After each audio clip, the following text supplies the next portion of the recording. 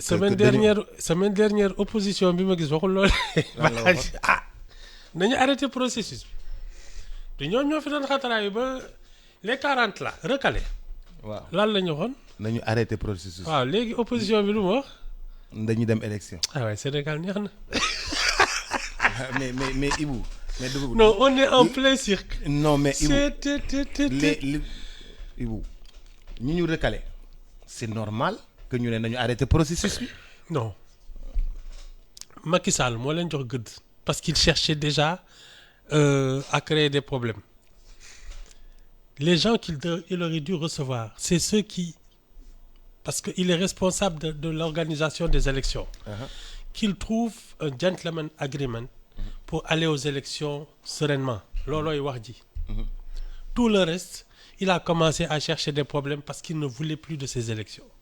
C'est prémédité. Lolo Wardi. Ouais, mais opposition... waaw léegi maanaam les 20 yi nga xam ne validé nañ leen. ak 5 yoo xam ne dañ leen a rejoindre. nee nañu fokk ñu organiser élection yi. mais ils ont raison. ils ont raison. ah oui. Boups, la République n'a pas d'état d'âme. C'est Macky Sall qui en a. République amul état d'âme. Il faut organiser des élections, respecter le calendrier républicain. loolu lay wax ji. Que les Sénégalais expriment leur avis sur la gestion du pays. loolu rek mooy wax ji. leneen loo fi wax c'est du cinéma. mais tu sais dans la République il y a personne pour dire non au président. ah si. non mais. il y a le Conseil constitutionnel, il y a la Cour suprême, il y a tous ces gens-là. Oui, la séparation des pouvoirs. Même l'Assemblée nationale normalement, elle peut dire non au président. Oui, mais c'est que ñoom comme on dans ce cas de figure personne n'a dit non. Personne n'était capable de dire non. On a qu'à introduire des recours ba xam lu muy joxe. loolu de moo ci des. man fi may wax ak yow mooy super pouvoir u président amul lu ko mën a arrêter. si. non tu sais il faut pas trop tirer sur la corde. gis nga les apparences comme ça. te donnent effectivement moi je trouve que même ce que la Constitution lui donne, je trouve que c'est trop. Ay nomination, ay yooyu. D'abord. Ensuite, on lui donne la même mise sur l'Assemblée nationale avec cette histoire de concocter des listes nationales. Parce que c'est eux, après, de l'exécutif, les appareils politiques, qui désignent ceux qui vont les représenter, eux, et pas les populations. C'est notre agencement, c'est notre architecture institutionnelle qui est mal fichue. Même le Conseil économique et social, qui aurait dû être la chasse gardée de la société civile, c'est le président qui en décide.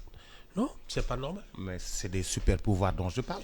Non, mais il y a quand même des voies de recours. Il ne peut pas tout se permettre. Oui, mais même s'il y a des voies de recours, là tu sais que gars yi mënatuñu dem élection. ah ça je sais pas. non tey la kañ tey la 7. élection bu waroon démarrer depuis. campagne bu waroon démarrer depuis. demuñu campagne demuñu kii béy wéy na mbuus. non.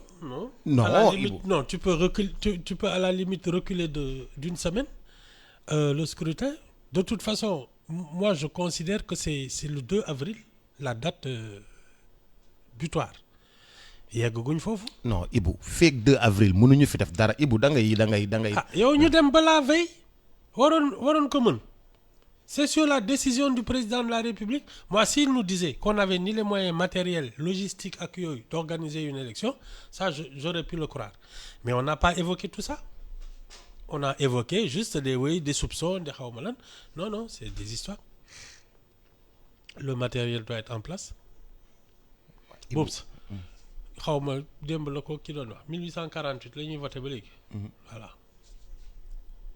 Non, ça c'est des histoires. Non, être capable de faire les élections, lolo du problème. Ah, il faut même pas en douter. Sur la volonté de quelqu'un ou sur des calculs de quelqu'un, on ne fait pas d'élection. Et il y a personne pour l'arrêter, il y a personne pour lui dire non. Non, super pouvoir. Non, il faut pas parce que les gens ont été pris de court. Fi mu nekk nii comme on dit, lu la bett mën la.